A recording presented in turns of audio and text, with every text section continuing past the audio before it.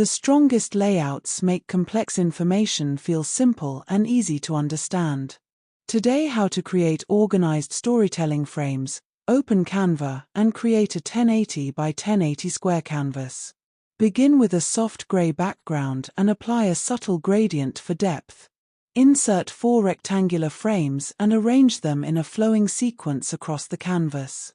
Upload your images and place them into each frame, adjusting crops carefully so the narrative progresses smoothly. Increase the size of the second frame slightly to create a focal point. Add thin connecting lines between the frames and reduce their opacity to keep them understated. Apply soft shadows